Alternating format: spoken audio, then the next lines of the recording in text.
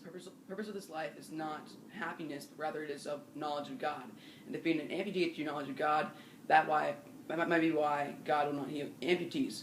Why won't God heal amputees is to theology, as why they're still monkeys is to evolution. Because we don't feed them, it's not God's fault we do evil. First of all, we're not innocent. Those strict laws in the Old Testament were given to the Israelites and the Israelites only. Israel freely chose to go into that covenant with God, and they could have left if they wanted to. Now, since God is a just God, he must punish sin. And since he is a giver and taker of life, he is perfectly justified when he takes life. So, God is not doing any wrong when he takes a life that he created, since he is a giver and taker of life. What anti-scientific nonsense? I agree, the Bible does not imply this. The clear reading of the Bible will show you that God created the universe and the earth throughout long ages over a period of about 13 billion years, according to modern science. While creationists never claim that the floodwaters went as high as Mount Everest, well, I don't, at least. And where's the proof that there was no flood? Well, no evidence for this claim is shown. Plus, if God exists, then a man living inside the stomach of a fish is very possible. And how does this atheist know that? So, to answer the question, no, the Bible does not contain any anti-scientific nonsense, but rather consists of very much scientific content, which you can go to my blog and check out the scientific facts in the Bible page.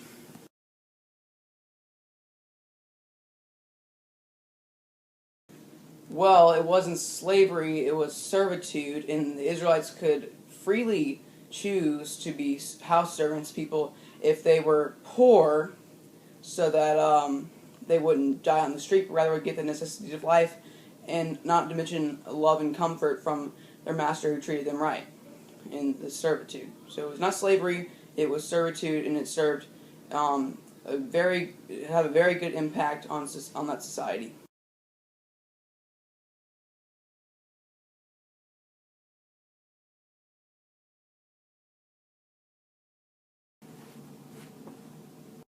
That's an easy question. The Bible answers it rather nicely.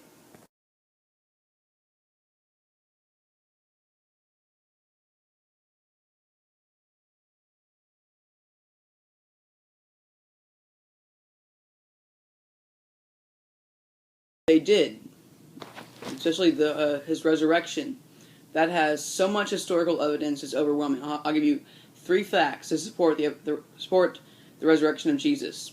1. The disciples willingly went and died for their belief that Jesus rose from the dead. Now, you don't need a degree in psychology to know that people don't die for what they know is a lie. Why then did they die for that belief?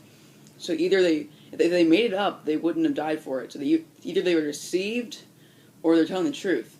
It takes tremendous faith to say that they were deceived because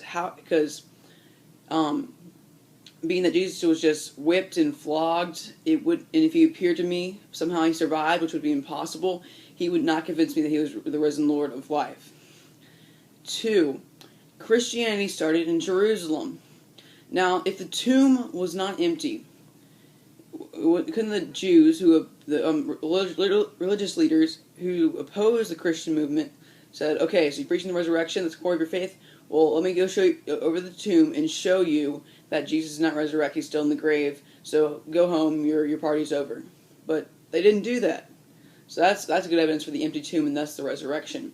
And 3rd, the early Christians celebrated the sacrament of the Lord's Supper, which celebrates the death of Jesus. Now, why would anyone celebrate the death of someone?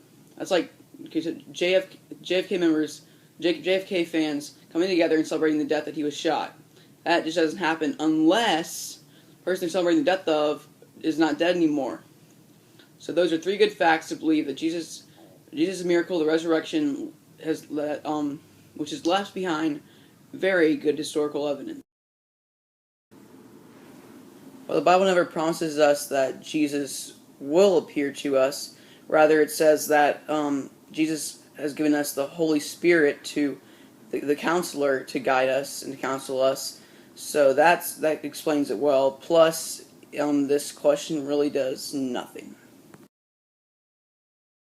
The Lord's Supper is purely symbolic. When Jesus tells us to drink his blood and eat his body, he is obviously talking in metaphors. Well, that's because we're not perfect. We're called to holiness. It doesn't mean that every Christian is going to live out a perfectly holy life. Again, this is a question that's just completely irrelevant. So all the questions have been answered, and this video which I'm responding to has been debunked.